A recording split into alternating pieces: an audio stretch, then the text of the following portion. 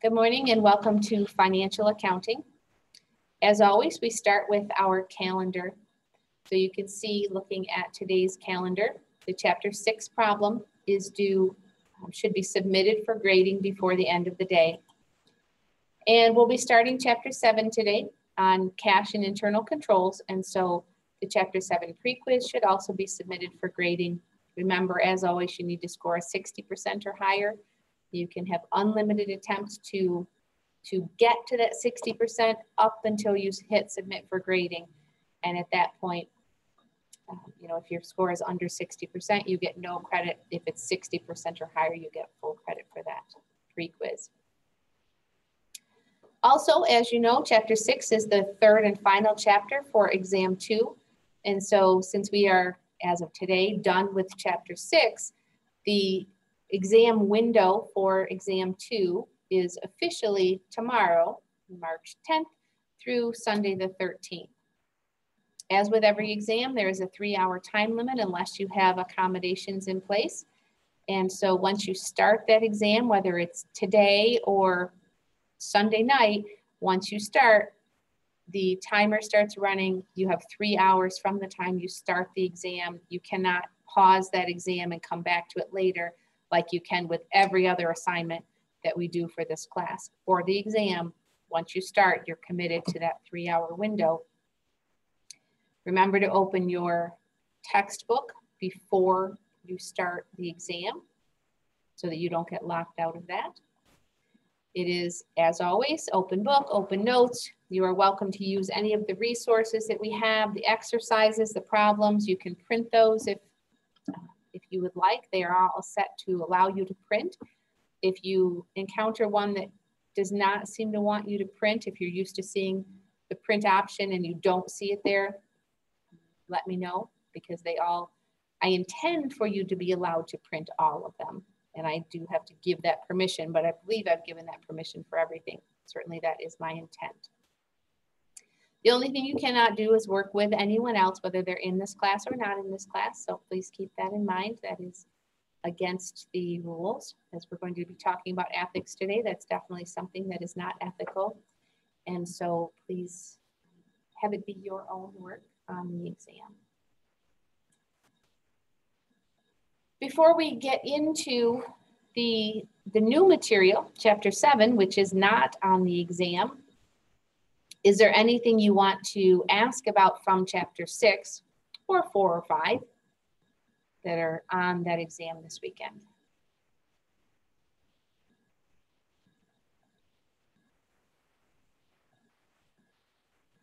Okay. So before we start the new material, I want to just go over with you. Oops. Second, see everything here. So I would like to remind you that there is a practice set of exercises. These exercises are not graded, so they don't directly impact your grade. However, these exercises were chosen to match up with the types of questions, exercises that you will see on the exam. So if you are in the process of preparing for the exam, I would recommend that you at least take a look at these exercises, work on the ones that you think are more problematic for you. If nothing else, these questions should help you to realize where you might need to spend a little bit more time reviewing or studying the textbook and the exercises and the problem. Because what is here is what you can expect to see on the exam. You can tell looking at it, the questions that are from Chapter 4, Chapter 5, and Chapter 6. So if you know that Chapter 4 was more difficult for you, then you'll want to focus your attention there, and so on. We do not go over the practice exercises in class, but if you are working on them, many of them do have the Show Me How button, so feel free to use that. If that is not helpful, if you are still stuck on something, and of course you have the Check My Work button as well. If you're still stuck on something, please feel free to ask.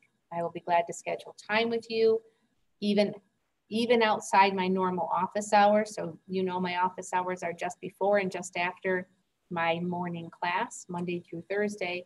but I'm available at other times as well, afternoons, Fridays, evenings, or weekends. I can sometimes make work if that is what works for your schedule. So you just need to ask. If you're looking in Starfish and you see my times and there's not a time that works for you, just let me know, and I will be glad to work around both of our schedules to be able to accommodate you, especially because we have an exam.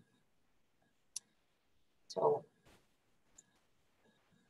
we have in the practice exercises, preparing classified financial statements, closing entries. From Chapter 5, we have purchases and sales related entries. And from Chapter 6, we have inventory calculations. We have the 3 methods, LIFO, FIFO, and average cost, and the 2 systems, perpetual and periodic. So you should be familiar with all of that. As I said, the practice exercises are not graded per se, but I can see who works on them. And so if you have questions, I can go in and see exactly what you're working on. If you do have someone else in the class that you tend to work with for exercises, problems, whatever, anything but the exam, you should be aware that some of those, well, most of the exercises anyway, are set up to be algorithmically generated. What that means is everyone has exactly the same problem or exercise, but it will have different numbers. So if you're working with someone else, you'll have the same exercise, but different values, different dollar amounts, and so on. So it doesn't mean you can't work together. It just means if you're saying, I got 7, what did you get? Your work partner is probably not going to have a 7 for that same answer. So just be aware of that. That will not necessarily be a barrier to working with others. That's not the intent, but it will make it more difficult to share information that way. As we did with exam 1, I want to show you the exam just so you have a sense of what's there. We have the 36 questions total. You can see that many of them are multiple choice. The multiple choice questions are designed, most of them, that you can read the question and choose the correct answer without any additional work. The ones that are labeled exercises, of course, are going to take some additional work. And these exercises are going to look very similar to what we did in those practice exercises, or what you can do in those practice exercises. So mostly multiple choice, but some exercises sprinkled in there.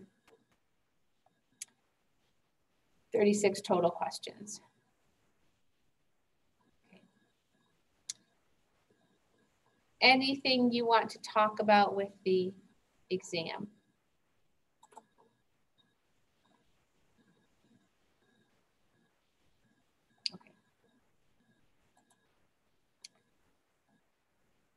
So it sounds like everybody is good to go, and we can get started with Chapter 7. Remember, Chapter 7 is not on the exam. So what we're covering today is new material, not on the exam. Whoops.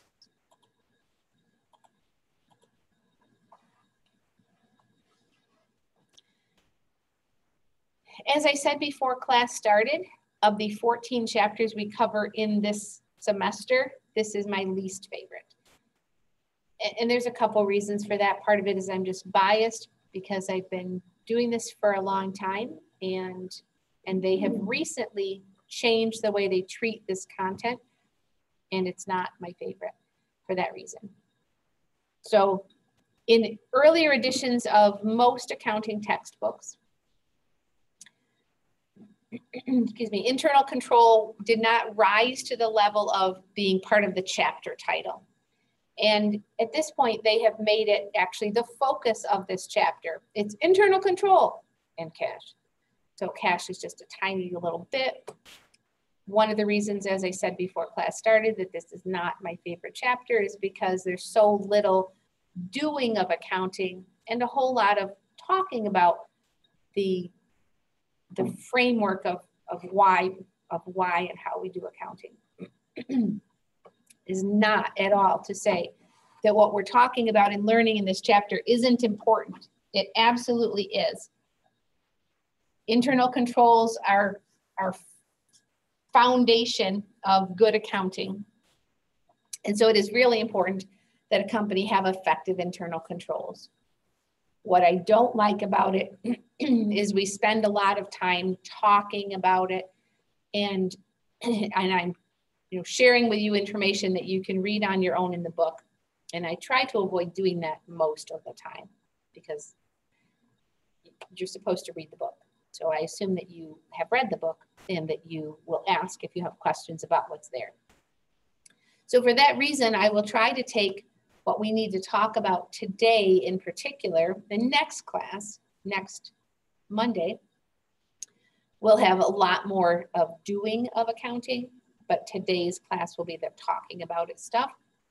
So I will try to pull you into this conversation as I share information about how things can be done or should be done. I would encourage you to share if you have personal knowledge and experience related to something we're discussing. So probably most of you, if not all of you, have had or currently have a job. And so you may have seen some of what we're talking about happening in your workplace. I like to hear from you. I think it's valuable for everyone to hear how it happens in that real world that we actually occupy outside the classroom. As you can see, we have 5 learning objectives related to this chapter. Actually, there are a couple more on the next slide as well. And all of these start with the word describe. So that is a tip-off that quite a bit of what we're doing in this chapter is more talking, verbal, as opposed to the doing of accounting. We'll spend some time talking about the history of what got us to the point where we are now as it relates to internal controls. The doing of accounting part will relate to the cash controls that we will talk about today. So we will actually do next week a bank reconciliation, as you can see here in Objective 5. We'll be talking about petty cash, which is Objective 6 here, special cash funds. Talk about cash equivalents. I had mentioned that term to you in an earlier chapter. I said if you look at your companies that you chose for your project, if you look at their balance sheet, I can almost guarantee the first line, the first account on your company's balance sheet, rather than just saying cash, as we call it, almost certainly says cash and cash equivalents. So in this chapter, we'll learn what does it mean to be a cash equivalent? Why do we lump those things together? And then at the end of the chapter, we will talk about briefly the concept of cash on hand and how do we measure that, and what impact does that have on our liquidity? So remember, liquidity is how close something is to cash. So what does it mean? What does it matter if we have cash on hand or if we have other assets that can be easily converted into cash?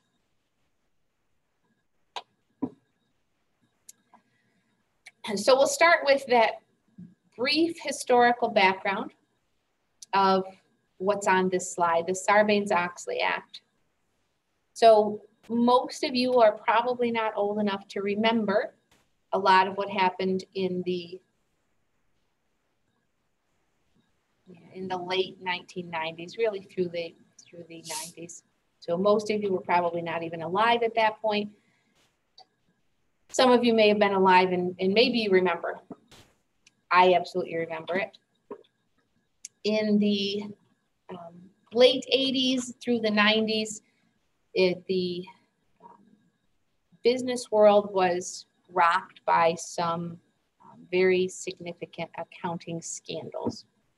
So in this area of the country, those of you who grew up here, you probably are very familiar with the company Adelphia. located in Coudersport, Pennsylvania. Lots of people from the Olean area worked at Adelphia. The family who initially owned Adelphia, the Regas family, very important family, very wealthy family, very community-minded family in the area, including in Wellsville and in the Coudersport area. Adelphia was a privately owned company owned by the Regas family. It then went public. So in chapter 12, the stockholders equity chapter, then we'll get to that in April next month.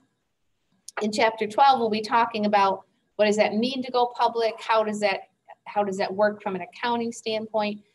But at this point, you probably recognize, and we're talking this whole semester about publicly traded companies. What that means is the stock is held by the public. It's traded on an open exchange, such as the New York Stock Exchange or the NASDAQ. And so at the time that the Adelphia company went public, it was no longer the exclusive domain of the Regas family.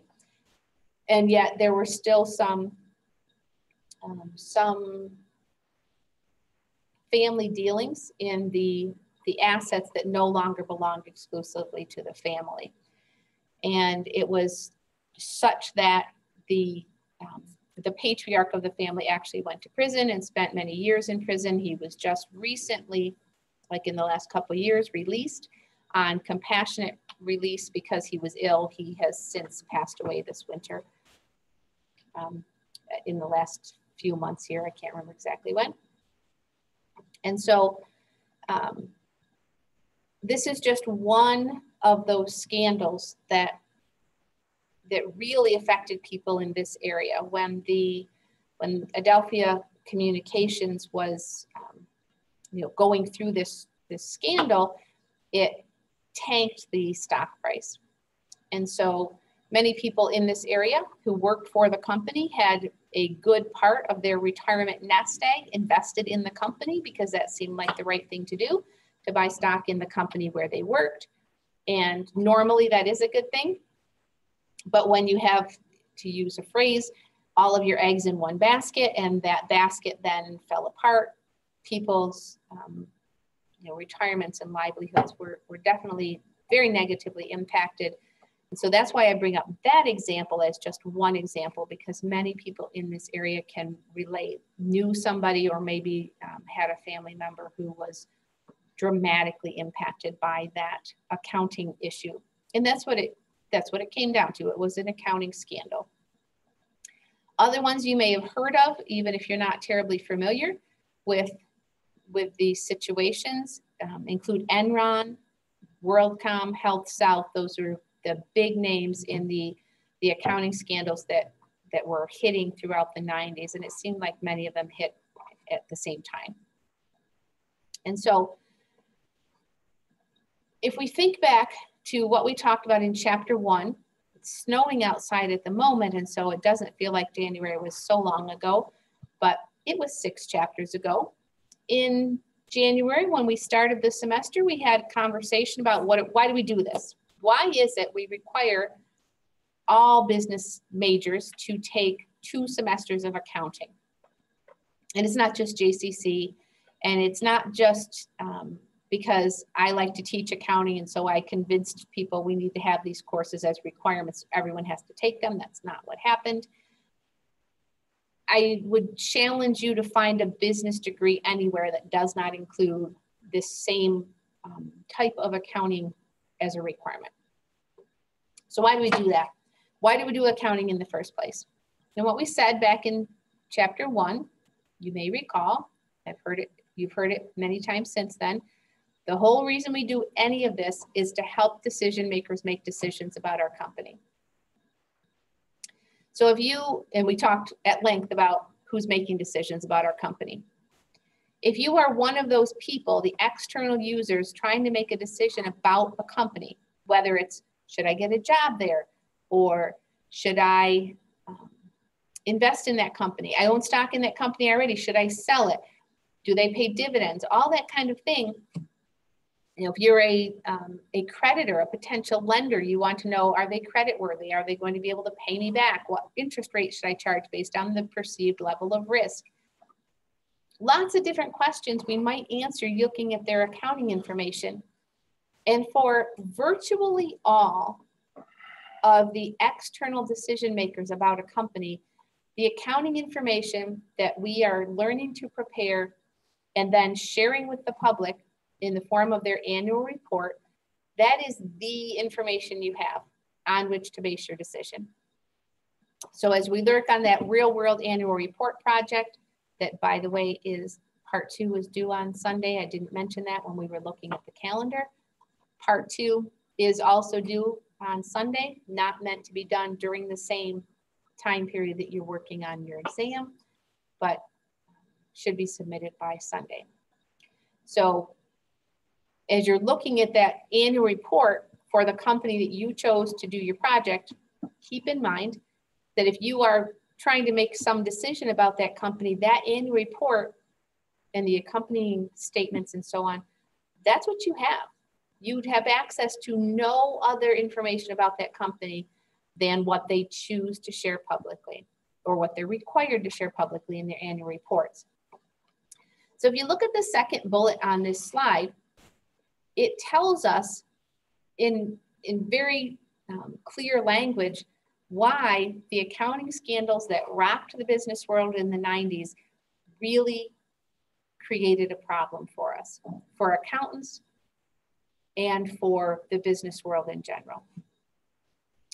Because all of a sudden, after accounting was one of the most trusted professions, seen as being very trustworthy, very honest, and you know, you can believe the information that's coming out, all of a sudden we had concrete proof that that wasn't always true.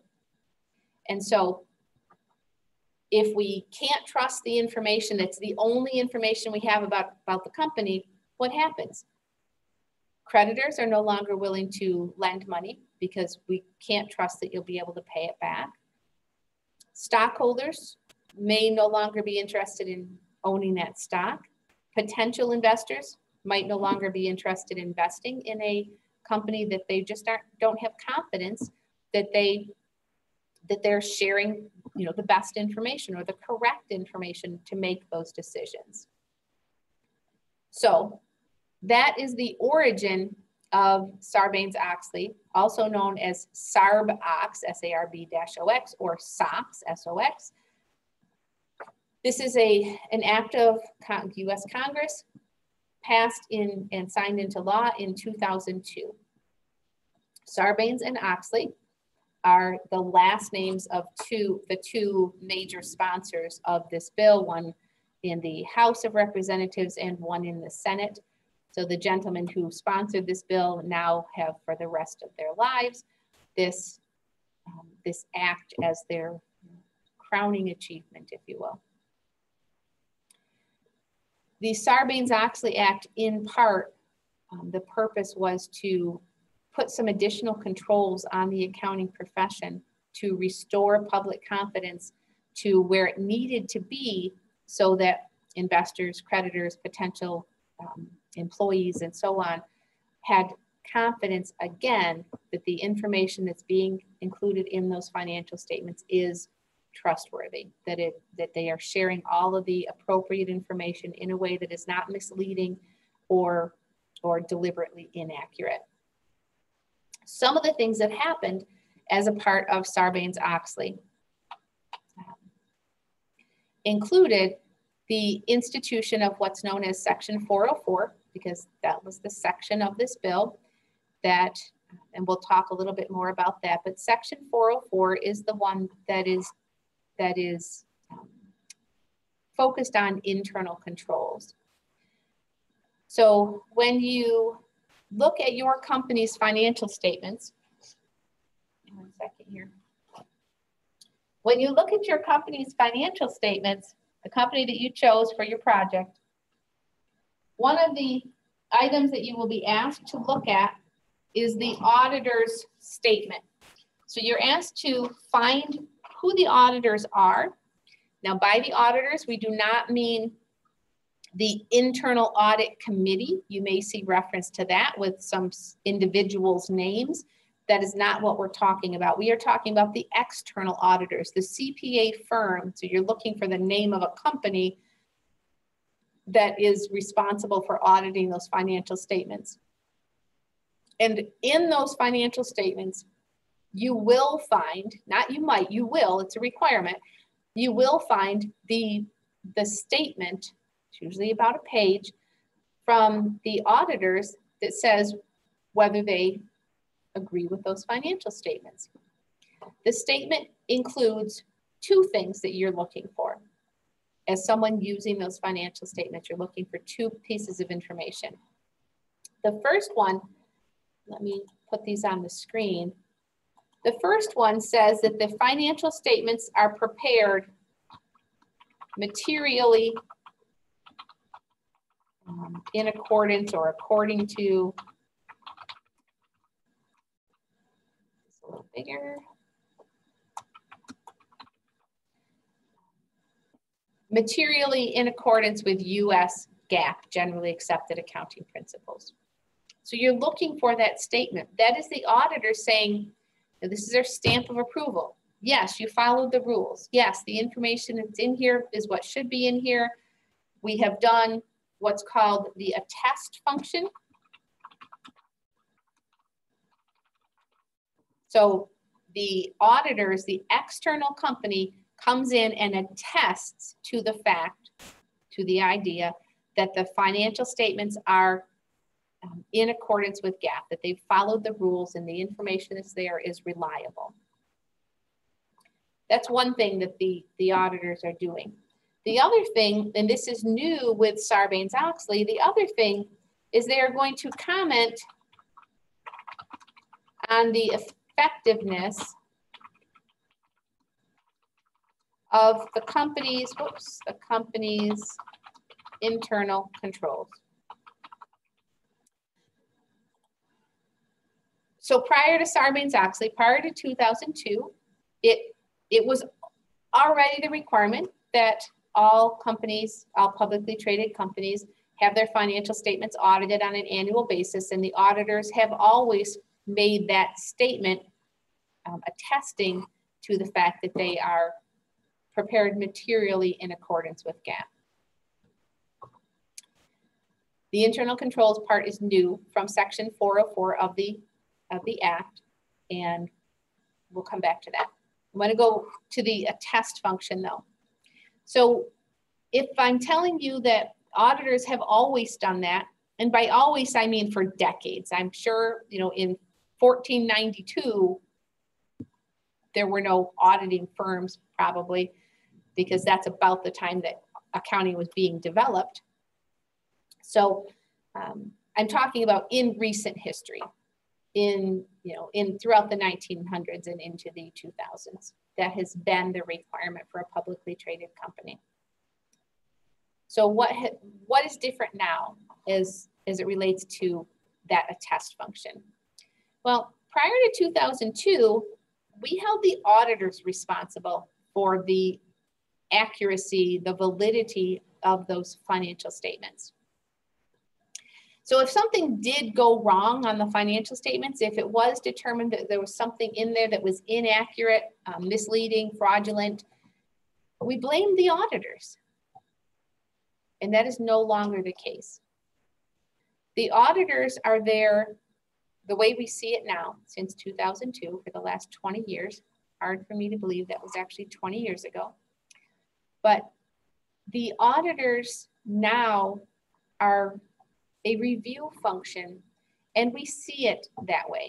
We recognize that the financial statements are prepared by the company itself.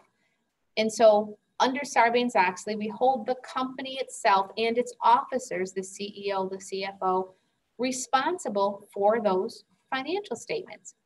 And if it turns out they were fraudulently prepared, we can hold those officers responsible, and they are criminally responsible. And they can be fined and have been, and they can be imprisoned, and they have been, when they are knowingly false. fraudulently prepared, or when they should have known they were incorrect. So the officers of the company are responsible for the actions of the company. We no longer see it as, well, the auditors didn't, they said they were okay, so, must be they were okay. No, it's the company who makes the bad action. That to me makes a lot of sense. If you've ever been working for a company that has been involved in a financial audit, I want you to think about how that works. 24/7, 365, you're running the company, you're making the accounting entries, you're preparing the financial statements. And your auditors come in after the end of the year, some weeks after the end of the year, and they spend max a week with you. Maybe it's just a few days. The longer they spend with you, the more expensive that audit is. So they don't have a whole lot of time on site with you to try to verify those financial statements.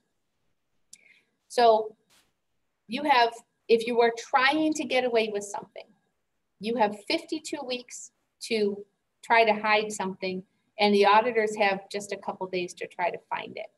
And I don't want to make it sound like it's a game, because it's not, but that's the situation. That's the reality on the ground.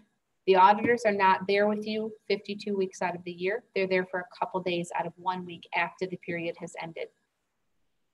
Their job is to make a reasonable effort to verify, to spot check, to review the rules under which you were working, and confirm as much as possible that you followed the right rules. But it is not reasonable, it's not realistic to think that auditors have even a 99% success rate at catching bad actors. So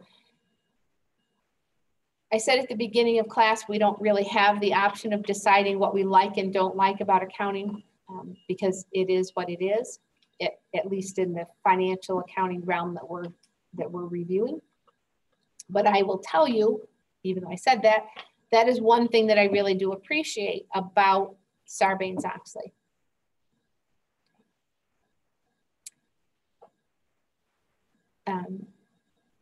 Any questions about what I've said so far? I warned you at the beginning of class, there's going to be a lot of talking, a lot of information shared throughout class today. But any questions about where we are at this point?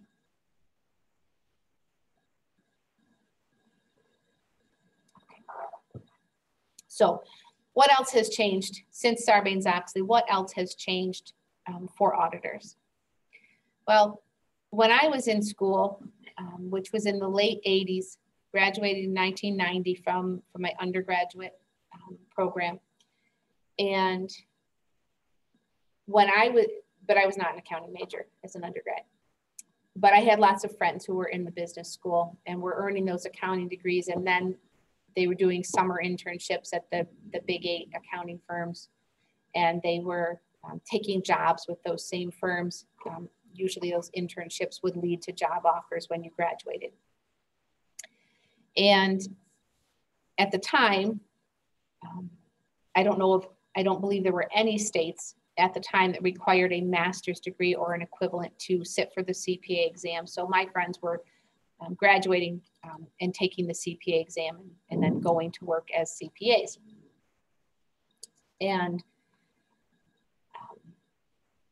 many of them went to work, as I said, for those large companies. I went to a very large, well-respected institution. And so my friends, my peers in school were getting those good job offers from the large national accounting firms. And their hope was, most of them, to work for a while as a junior auditor and then get promoted into the consulting part of the business. So the consulting piece means that a company is hiring that CPA firm to provide consulting services to better manage their business. So you're advising them on what to do and what not to do to improve the business, okay? At that time, those consulting services and the attest function that I already described were handled by the same companies, the same Big 8 accounting firms. And this in part led to some of the issues that we saw happening in the 90s. So the big bucks were in the consulting services.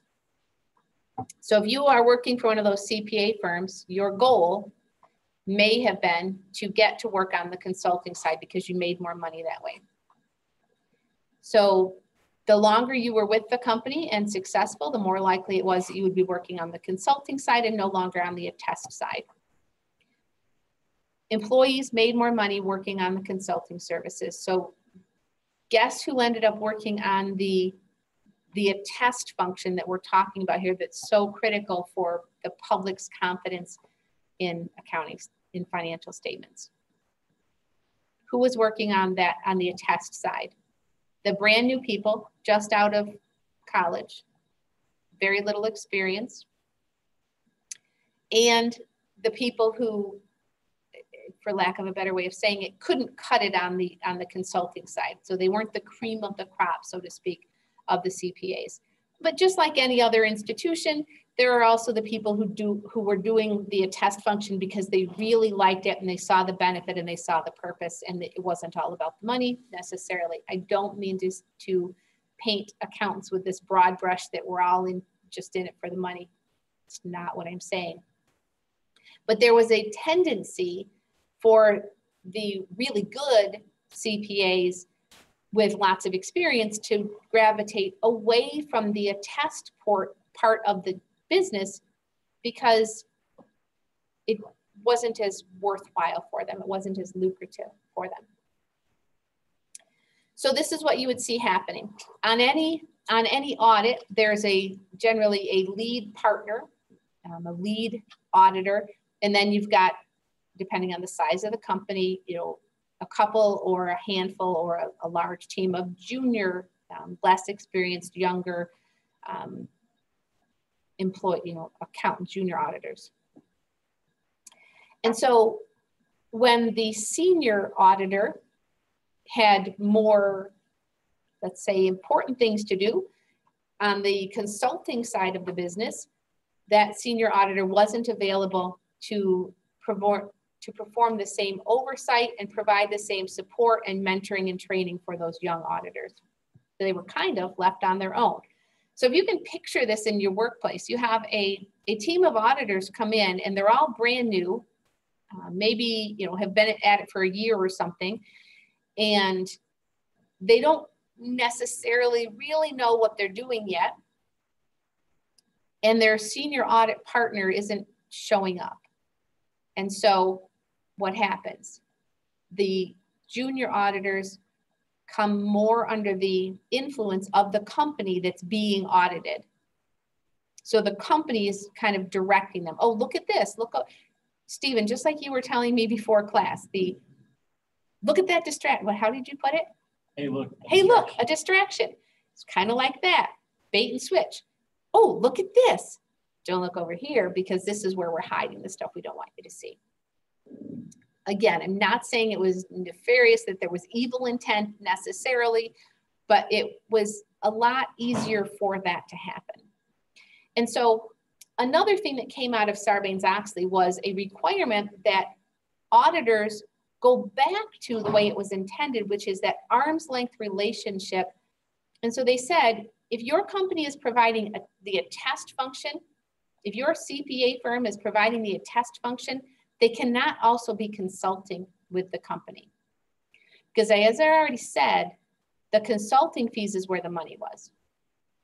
And so if you have a contract with a company, you are a CPA firm, you have a contract with a company, and the company is hiring you, is employing you both for the attest function as well as for the consulting stuff, are you really going to want to jeopardize the consulting contract by, on the attest side, saying, we don't really like the way you did this? Well, that could break up the relationship and you lose all of those lucrative consulting fees for the much smaller pot of money that's available for a test function. So that was also happening. Companies were getting too cozy with their auditors who were supposed to be objective about those financial statements. And so Sarbanes-Oxley said, you can't do that anymore. You cannot be both the auditor for their financial statements, doing the attest function, and be a consultant for that same company. Now, one of the results of that is many of the large accounting firms, many of the large accounting firms spun off their consulting services into new companies so that they no longer had that potential conflict of interest. So we can't be providing consulting and a test for the same company. We'll just make it two separate companies, and this company does a test and this company does consulting. So Sarbanes-Oxley restored that arm's length relationship that auditors should have with the companies that they're auditing. They should not be, to use a phrase, in bed with that company. They need to have that objective arm's length relationship, and Sarbanes-Oxley did that.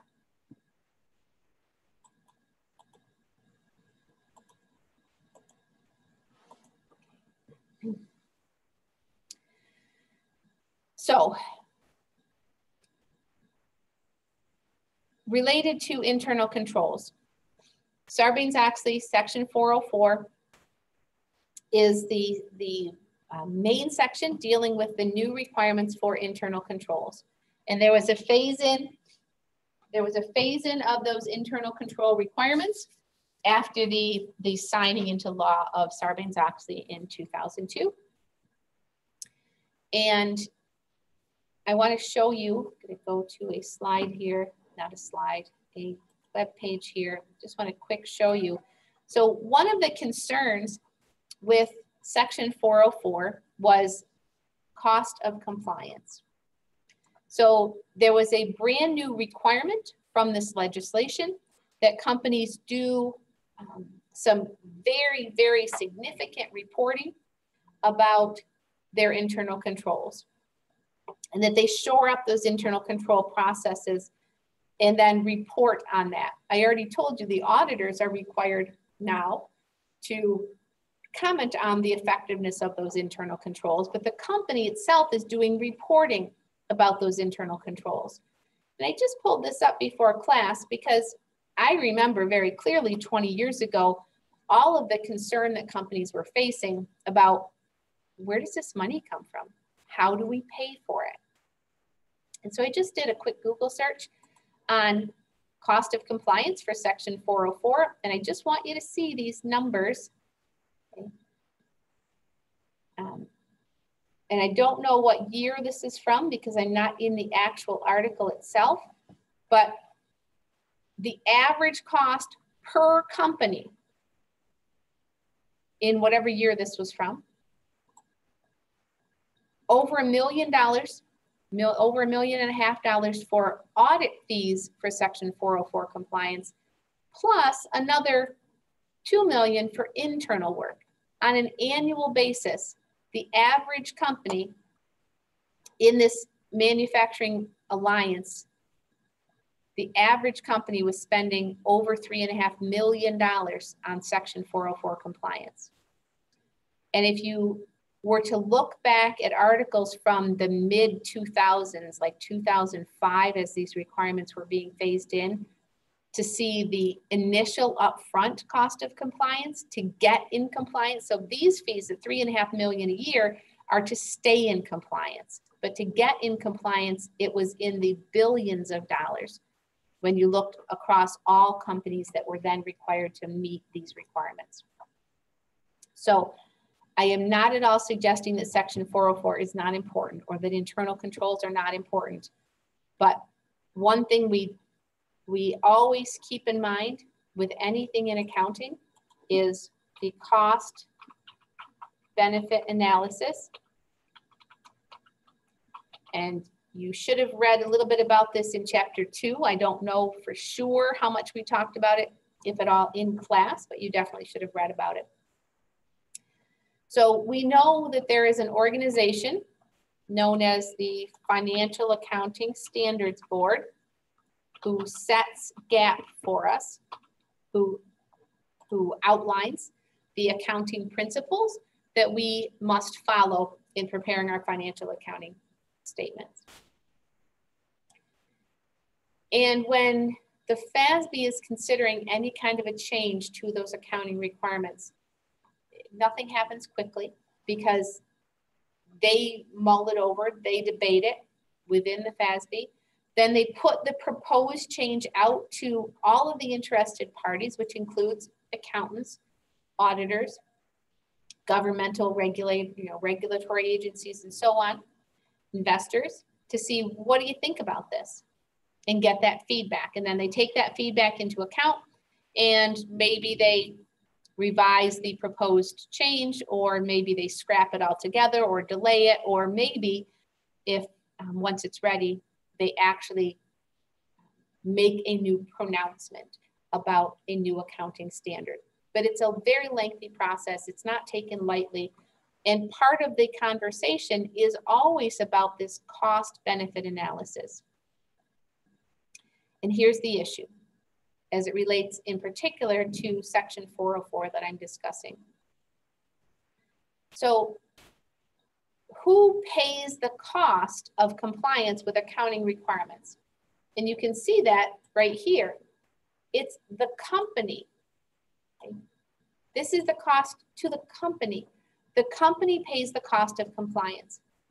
In this example, more than $3.5 million a year to comply with Section 404 related to internal controls in Sarbanes-Oxley.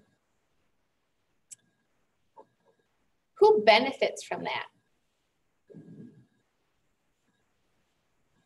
Who benefits from having better accounting information? Well, I started this whole conversation with, why do we do accounting in the first place? Why is it important that people believe the accounting information that's out there? And the reason is because that's the information they have to make decisions. Decision makers have to know that that information is trustworthy and reliable and relevant to the decision they're trying to make. So when we look at this cost-benefit analysis, it's a little bit skewed because the costs are borne by the company and the benefits mostly accrue to people outside the company. So when we talk about Section 404 compliance, when we talk about effective internal controls, again, I am not arguing that internal controls are not important and are not beneficial for the company itself, but it's also extremely costly to remain in compliance with those requirements. All I'm trying to say. Any questions at this point? Anything you want to ask about?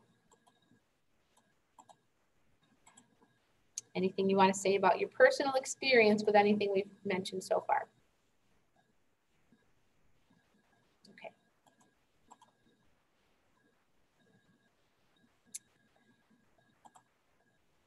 So here's an example of, this is eBay's report of compliance with Sarbanes-Oxley. So this is management, what management had to say about it. Are we in compliance? Okay, so that's just an example of their statement. We don't have to read through the whole thing, but the company in their annual reports, and you'll notice this is in their Form 10K. The 10K is the annual report filing to the SEC. Some of you may be looking at the 10Ks. Some companies, more so now than ever, take that 10K and just drop that into their annual report rather than having a separate set of financial statements with the same information. The 10K, though, is the required reporting form to the SEC.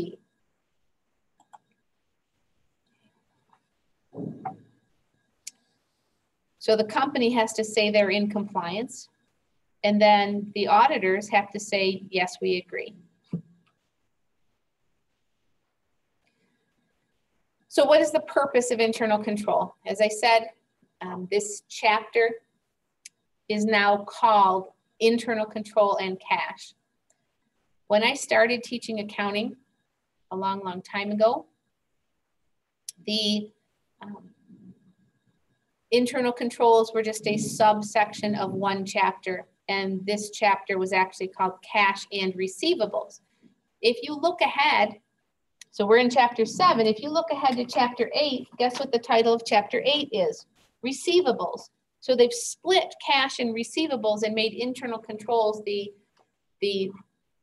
highlight, if you will, of this chapter. And the reason for that change in most, if not all, accounting, entry-level accounting textbooks is to put internal controls front and center, to have these kind of discussions, to talk about what are the ethics related to this, and to recognize what the internal control environment should be like in order to maintain those effective internal controls. Again, I do not want to mislead you. As you can look at this slide, the objectives of internal controls are to make sure that the company is protected. The assets of the company are protected.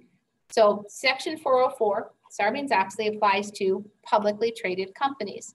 So this is the government's effort to protect the interests of the investing public. We want to make sure that assets are safeguarded and used for business purposes. So that story I started with about Adelphia Communications, the accusation was that the assets that belonged to the company were being used for personal business of the principal owners of the company, the former complete owners of the company. But once that company goes public, those assets no longer belong to that family.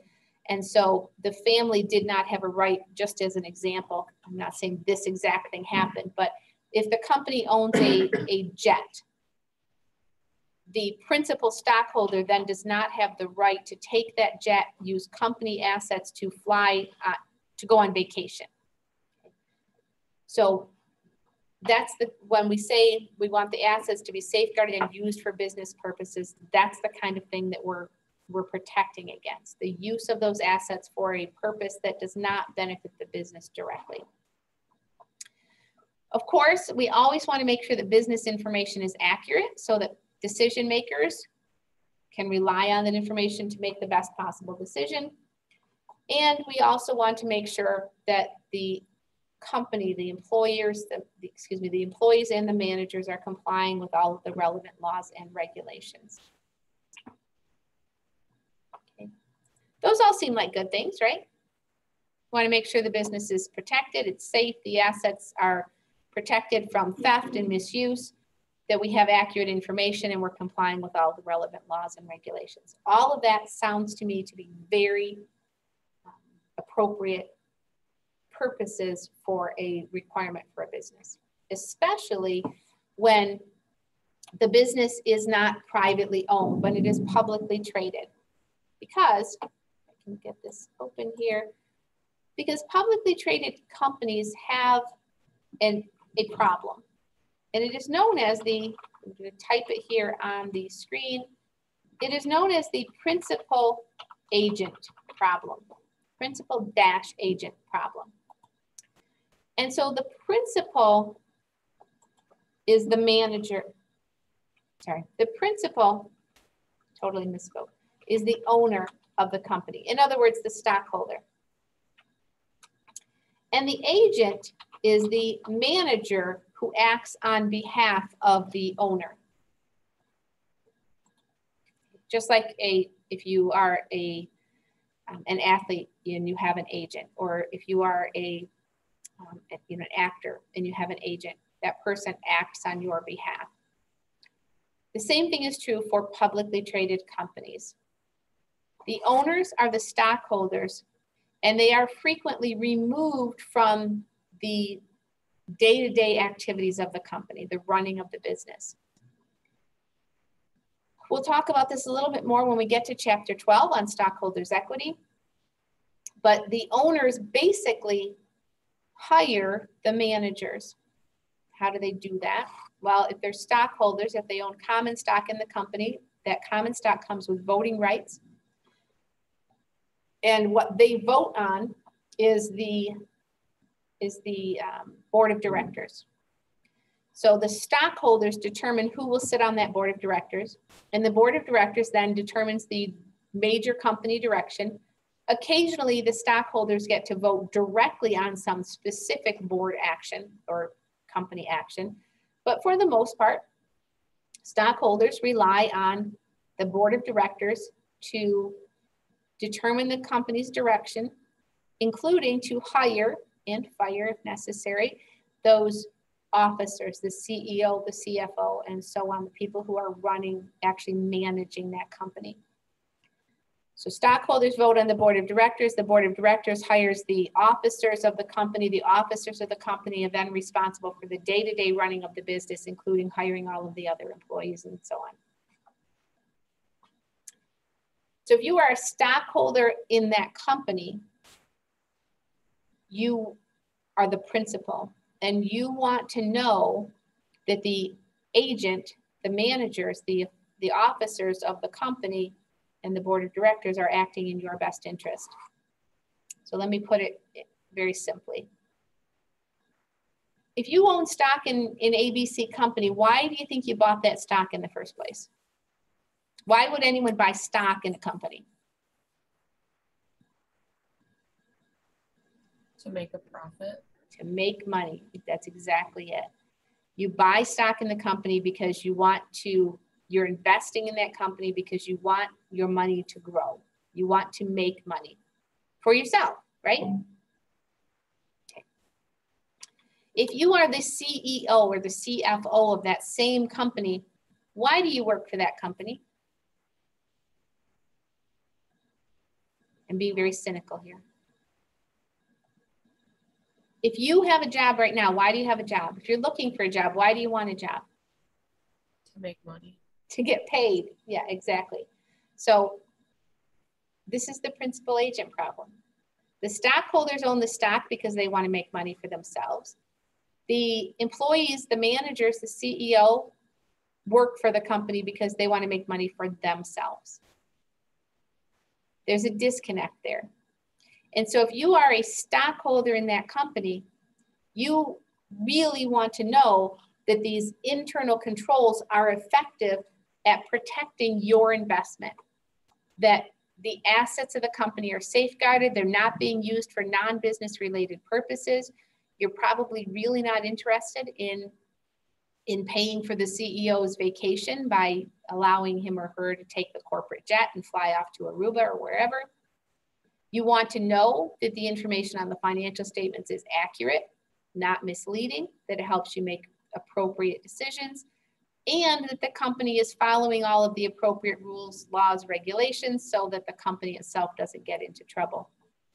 And to the extent that those laws and regulations are effective at protecting the company, you want them to be followed. So this is why internal controls are important. Does this make sense to everybody? Do you see both sides of this? Why it's important to have internal controls, but why we also need to weigh the cost of compliance with those internal control requirements from Section 404 with what do we get from it? Because do we really think, you're welcome to your own opinion. I'm not telling you what to think. This is a question to make you think about it. Do we really think that prior to 2002, most companies had no internal controls or had internal controls that were not effective? I hope the answer to that is no. I hope that the vast majority of companies were doing things the way they should, protecting the assets, providing accurate information, following the relevant laws and regulations at the time.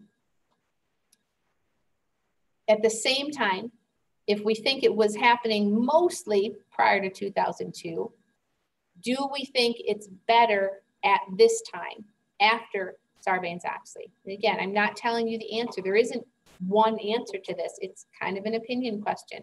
And you don't have to answer it out loud right now, but I do want you to think about that. And as you are reading, if you have not already read chapter 7, as you are reading the chapter in the textbook, I want you to think of it through that lens. Okay, these are all the things that we have in place now, but how much of this already existed prior to 2002? What is the total cost of this, and is it worth it? And I'm not trying to sway your thoughts on that one way or the other, but we need to be very careful about thinking, yes, yes, yes, we should have more and more and more rules and regulations that govern this, because there's a cost associated with that, and the cost benefit may not be worth it, because that $3.5+ million that I just showed you in the Manufacturing Alliance 40 companies that they cited, on average, those companies are spending over $3.5 million a year for compliance and auditing to make sure they're compliant. That's $3.5 million that comes right out of the company that you might be an owner of that company. So do we get $3.5 million worth of benefit from that $3.5 million worth of cost? Again, I don't know the answer, but that's the lens that we should be using to think about whether additional requirements make sense. You may be familiar, before I move on, you may be familiar with the 80-20 rule, or the concept of low-hanging fruit. The idea is putting these controls in place, passing Section 404 or something like it, may have helped some companies come into compliance and have better internal controls, and that's great. But if we continue to tighten those restrictions, it becomes more and more expensive for less and less return. Okay, we get the 80-20 rule, if you're not familiar with that, can be stated any number of ways, but 80% of your benefit comes from 20% of the cost. Okay, so the low-hanging fruit is you grab what you can, and the stuff that's higher up on the tree is going to be more expensive to get to and may not be worth it. That's all I'm saying. Any questions? Anything you want to say? Anything you want to add?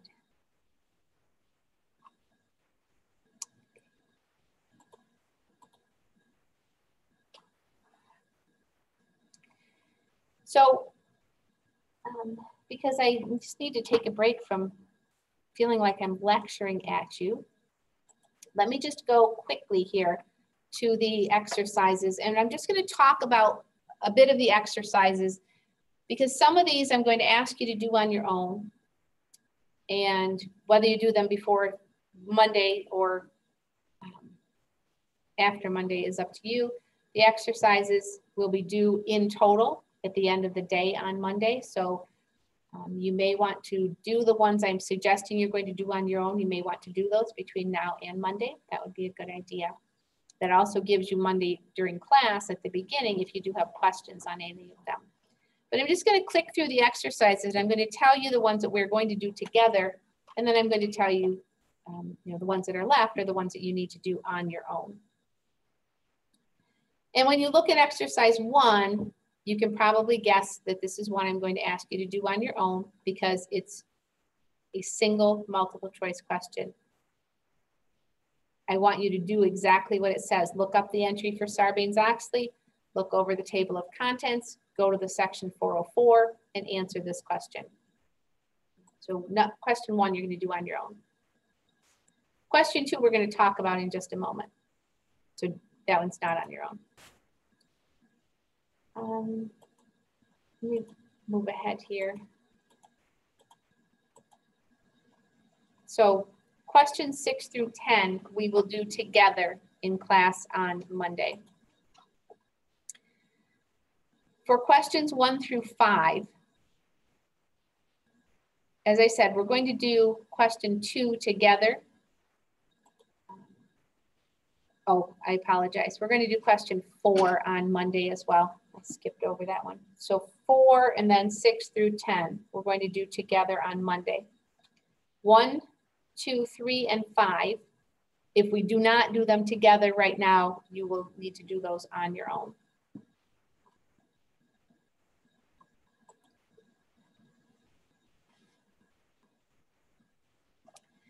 But I want to go to exercise 2 and maybe get some people involved in this discussion.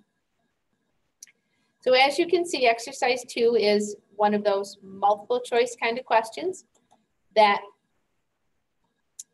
that normally I would ask you to do on your own, but I want to discuss these situations. Because this type of question is one that is more likely to maybe have disagreement about the correct answer. Because what we're going to be talking about here, some of this is situational. So what you would do in a circumstance might be different than what someone else would do. And it's in part based on I've already mentioned the concept of control environment. So the control environment is what is created by the management of the company. They set the tone for what's acceptable and what's not. And so as we look at some of these situations, and I'm going to try to get you to talk maybe about what you've seen in your workplace without mentioning the name of the company, in particular, if you think that what they're doing is bad or inappropriate, please do not do that publicly. You can talk about your company without mentioning it or without giving enough description that we know who you're talking about. So let's take a look at this exercise, and hopefully it will start some discussion as well. Faith Casson has recently been hired as the manager of Gibraltar Coffee Shop. Gibraltar Coffee Shop is a national chain of franchised coffee shops. If you're not familiar with what it means to be a franchise, I want to talk about that for just a moment. So you're probably aware that many stores locally are franchises and they have local ownership, even though it's clearly a national brand. For example, if you go into a Subway, you might be aware of who locally owns that Subway. If you go to Tim Hortons, I'm thinking just down the street here, when you go to the drive-thru at Tim Hortons, I think there's a sign on the window that says maybe who owns that Tim Hortons. Well, Tim Hortons, the company, is owned by RBI, I believe, Restaurant Brands International.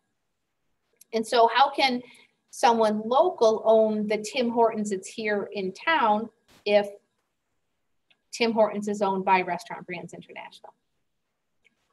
Well, they own it because they bought the rights to open that franchise.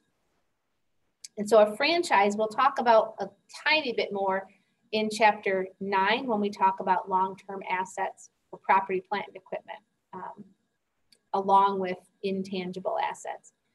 A franchise is an intangible asset. This intangible means you can't touch it. It doesn't have a physical substance to it. So a franchise is the right to use a company's name, like Tim Hortons or Subway, along with their marketing materials. You benefit from the advertising campaigns that the national chain, the national headquarters, the parent company, runs. You benefit from the expert guidance that they give you, the name brand recognition. So if you are traveling and you need to get off the highway for lunch or whatever, you might be more likely to go to a brand that you recognize, whether it's McDonald's or Burger King. Also, those are franchises. Now, I should point out that some franchises, some companies that do franchising also have company-owned stores. So just as a quick example, here in Olean, down the street, there used to be a Pizza Hut, and that Pizza Hut was a franchise. But across the border in Bradford, there was also a Pizza Hut, and that Pizza Hut was owned by the Pizza Hut company. It was not, at least 15 years ago, it was not a franchised operation. So it is possible to have a company that does franchises as well as operates its own stores. But a franchise is an intangible asset. It belongs on the balance sheet of the company because it brings value to the company. And in Chapter 9, we'll speak about that just a tiny bit more. Gibraltar Coffee Shop in this exercise, then, we're told, is a national chain of franchised coffee shops. So the coffee shop where she works, if it's a franchise, is not owned by that parent company. But it certainly would be required by the franchise agreement, which is a contract between the company and the owner of the local franchised operation. They would be required by the franchise agreement to follow specific rules and requirements as to the running of that business. During her first month as store manager, Faith encountered the following internal control situations. Faith caught an employee, letter A, Faith caught an employee putting a case of 1,000 single-serving tea bags in his car. Not wanting to create a scene, Faith smiled and said, I don't think you're putting those tea bags on the right shelf. Don't they belong inside the coffee shop? And the employee returned the tea bags to the stockroom. So what do you think about that? Our choices are you agree or disagree with her handling of the situation because she has followed or not followed the internal control principle of safeguarding the assets. Again, for this exercise, I am much less concerned that you get what the software considers the right answer because we might have some disagreement. I want you to put in the answer it's going to give you credit for, but don't assume that that's the only possible answer here. But what do you think? Did she do a good job of handling this or not? I feel like she did. So she safeguarded the assets of the company, right? Because the tea bags were returned to the stockroom. What are the potential problems? And I will tell you, and you can do that, you can check this on your own through the check my work button. But I will tell you what the software says is the correct answer is you disagree because she has not followed the internal control of safeguarding assets. I don't necessarily agree with the software on this answer. What's the concern here? So why are we even having this discussion? She got the tea bags back, right? The employee did not end up stealing them, borrowing them for personal use. So why are we even concerned about this? Maybe they should have been locked away in the first place. Okay, so how did the employee get out of the building with something that had not been paid for? Yeah. Yeah. So maybe they need stronger internal controls so that it didn't get caught simply because Faith happened to see him in, I think it's a him. Maybe it doesn't say, oh, it does say his car. So I don't get the sense that she was trying to catch him at something. I get the sense that she happened to be in the parking lot and saw him with the tea bags and said, what are you doing with those? Okay, so yeah, maybe there should be some additional safeguards to make sure that someone can't walk out with product, whether it's a customer or an employee, because you're, maybe more likely to face theft from employees in this particular circumstance, but certainly theft by a non-employee is also a risk. There are two assets of a company that are the most exposed to risk. And the first one is cash. So cash is the most risky asset because if someone takes cash out of the cash register and puts it in your pocket, unless you catch them doing it, how do you prove that the money in their pocket wasn't theirs, right? It's the easiest to steal because it's the hardest to identify as belonging to the company. Inventory is the next biggest risk, like this employee walking off with the tea bags. So what could have happened here? Well, she's only been in this position as the store manager for 1 month. And I don't know, it says she's recently been hired as the manager. My assumption is that she didn't work for the company before that. So she's 1 month in, she's still trying to get to know people. She's still trying to figure out how things were done before she was the manager, how things were done under the old manager. I'm assuming that this isn't a brand new store, and that Faith is trying to figure out what the policies were. And I personally wouldn't be holding her responsible for too much of the way things were done when she's been there for a month or less. Maybe she was a little more flip about it by making kind of a joke about it to try to avoid creating a scene. Maybe she should have taken a harder line.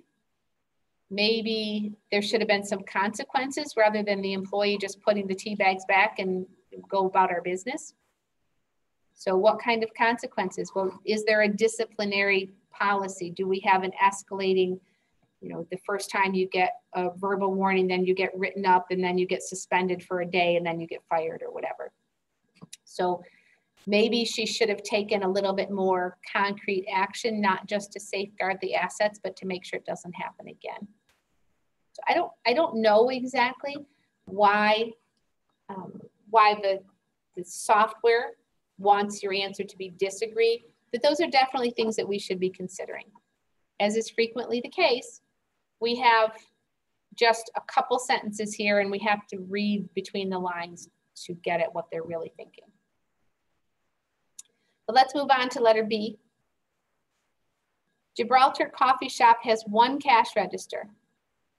Prior to Faith's joining the coffee shop, each employee working on a shift would take a customer order, accept payment, and then prepare the order.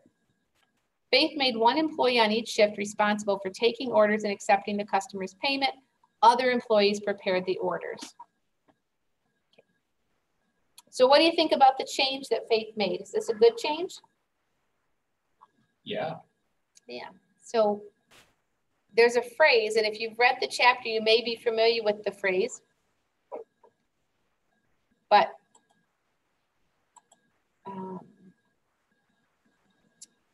the phrase that I want to use, I was just making sure it wasn't already here in one of these drop downs. The phrase that I would use for this, for what she's just done, is called separation of duties. Oh, there it is, segregation of duties. It's right there. It's just not on one of them. So segregation or separation of duties, having more than 1 pair of hands and 1 set of eyes on a transaction makes it less likely that something fraudulent will happen. So you agree. Stephen said he agrees with Faith's method of handling the situation. She has followed the internal control principle of assignment of responsibility and followed the internal control principle of segregation of duties or separation of duties. The same thing could be true for cash registers, cash drawers, and we'll read letter C and then talk a little bit more about that. So the concern here is that you have the same person accepting, preparing the order and taking the money. That is definitely a concern. You want in a business situation, for internal control purposes, it is important that you have different people who are responsible for receiving money, for recording the money, and for paying out the money, for writing the checks. It becomes increasingly difficult as an organization gets smaller and smaller. You may have an office that only has 1 or 2 people in the office for a small organization. And so internal controls gets a little bit trickier in that circumstance. Trust but verify is where we're going with this. So you have to have trust in your employees. At the same time, we frequently will see bonding of employees. You'll see that in the book. So having insurance on the employees. Letter C says, because only 1 employee uses the cash register, that employee is responsible for counting the cash at the end of the shift and verifying that the cash in the drawer matches the amount of cash sales recorded by the cash register. Faith expects each cashier to balance the drawer to the penny every time, no exceptions. So if you've ever worked in a setting, Ainsley, I know you do, work in a setting where you have a cash drawer, are you the one who's responsible for counting your drawer? I used to work at Dunkin' and I was responsible for it there. But then now it reads. I count it and then I get it and then they count it. Okay, which is so much better. You should have two people counting it. So the same thing that we just talked about, having two sets of hands, two sets of eyes makes it less likely something's going to happen. Without naming a company, does anyone want to share your experience if you've worked in a setting where you were using a cash register? Were you the only one who had access to that drawer? Were you responsible for counting it at the beginning and end of your shift? Did someone else count it? Anyone want to tell it, share a story? I'm not sure if this would like relate, but I used to work at a grocery store, and the prior day I would run the cash register, but then some mornings I would come in the morning to count all the cash registers. So sometimes I was counting my own, but I was also counting other employees. Okay. And so if you weren't the person who was counting, were you then, did you count your own anyway, or someone else just counted it for you on those days? No, I counted my own. I was the only one that counted the money. Oh, okay, okay. So they didn't count their own ever. You were the only one counting it. So that on the days I opened. When I didn't open, I did. Okay, so whoever opened was responsible for counting the register from the previous night. So that actually makes me a little anxious. And it's not just that story that you just told, Michaela, but this is the story that I hear every time. Full disclosure, when I was much younger, I used to work in a grocery store when I was in high school. And we didn't even have our own cash drawers. Everyone just kind of used whatever register. If a customer walked up to the second register, you just went to the second register and checked out their groceries. And there was no separation of cash drawers. There was no accountability in that respect. At the end of the night, all of the money came out of the drawers. It was put in one bag and put in the safe. And you ran a report from each register. And so there was no accounting for which money came from which register. You know, if you were at register 2 and you needed quarters, so you just say to the person at register 3, hey, can I have some quarters? And they'd give you a roll. There was no buying of change or anything like that. If there had been an issue, if there was money missing, there would have been no way to know how it happened, where it came from, which register even, because we were not separating anything like that. So what is happening now, what you've just described, what Ainsley said here in the classroom, is much more secure than what I experienced, 30 years ago, 35 years ago. But it still makes me a little anxious, and here's why. And by the way, we can put in the answers here. So disagree because she's not followed segregation of duties.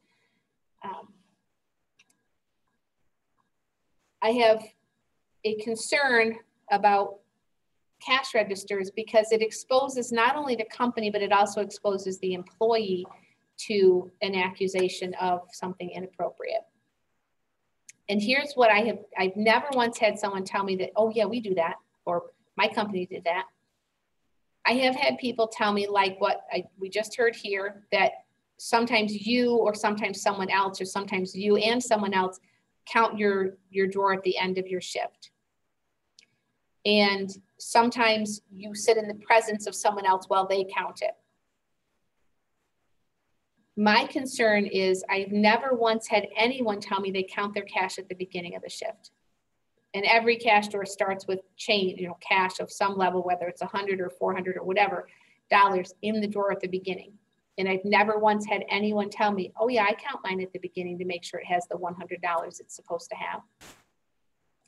So if at the end of your shift, your drawer doesn't have the right amount of money in it, who's going to be blamed? The person who's responsible for the drawer. But how do you know that it had the right amount at the beginning. That's one concern I have.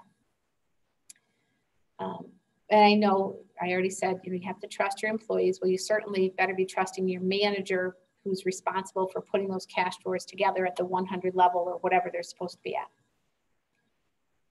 But I have heard from students in particular, small number of times, but I have heard from students that they were accused of something in it, stealing from their drawer at work when they were quite confident that they didn't do it, and that someone else was responsible, intentionally or accidentally responsible for that.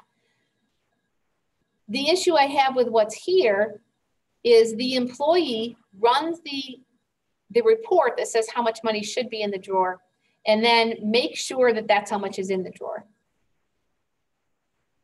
Well, again, if you've ever been in a store in your entire life where people pay in cash, you know that sometimes cash gets miscounted, that you are missing a penny, and the cashier says, don't worry about it because I don't want to open another roll of pennies. It's almost the end of my shift and I don't want to have to count 49 pennies.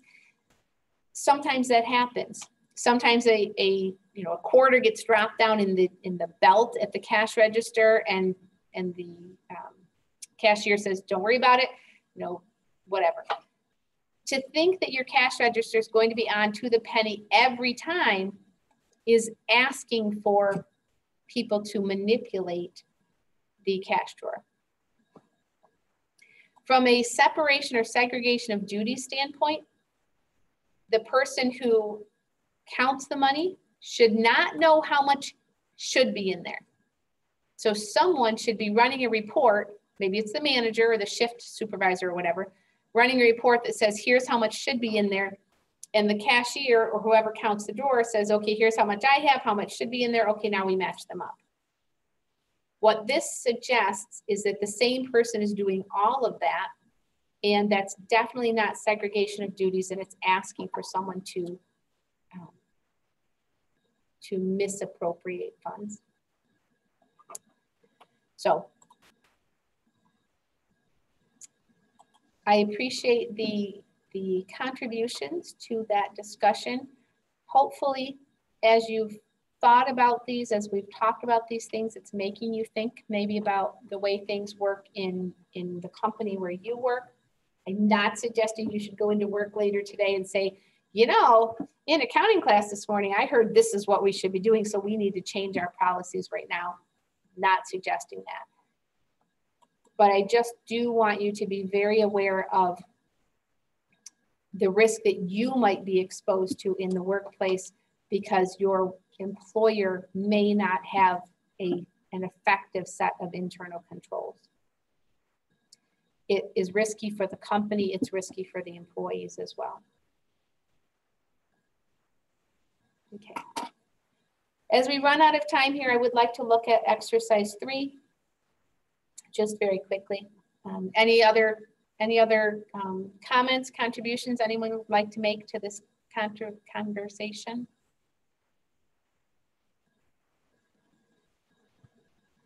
Okay. Exercise 3, and then we'll be done for the day. A former chairman, CFO, and controller of Don Kenny Incorporated, an apparel company that makes sportswear for Pierre Cardin and Victoria Jones, pleaded guilty to financial statement fraud.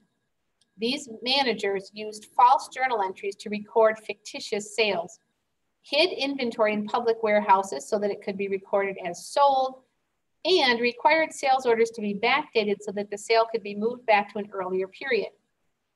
The combined effect of these actions caused $25 million out of $40 million in quarterly sales to be phony. Why might control procedures listed in this chapter be insufficient in stopping this type of fraud? And the answer is simply, it involves senior managers of the company. Senior managers were colluding to produce fraudulent financial statements. This is why it's important, as I was saying about Sarbanes-Oxley, this is one reason, one advantage that Sarbanes-Oxley brought is in the past, we would have said, well, yeah, but it's the auditor's fault if they didn't catch it. Now we say, no, in this case, we've got the CFO, the controller, and the chairman of the company colluding. How is an auditor supposed to catch that?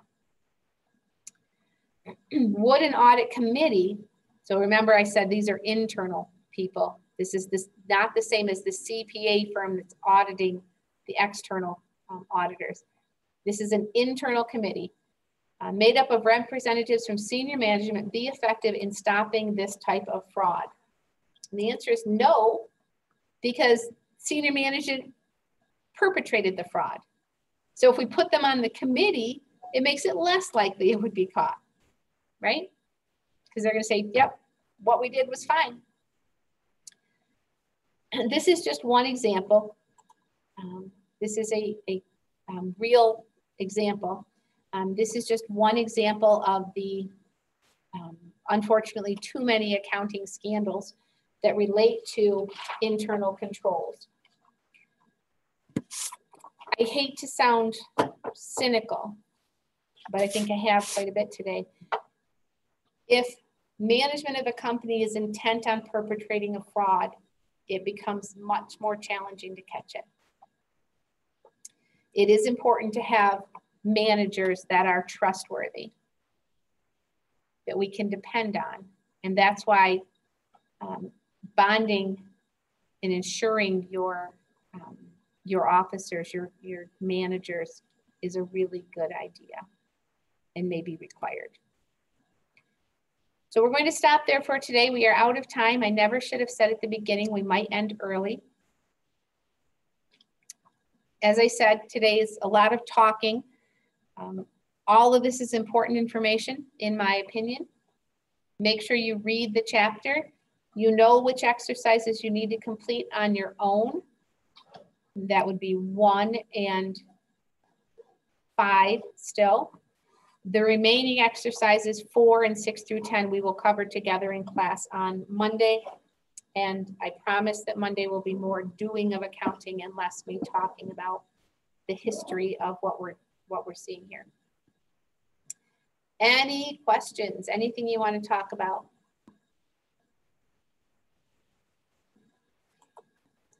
Thank you all for being here. Good luck on the exam. If you run into any issues, please let me know right away. And I will see you all next week.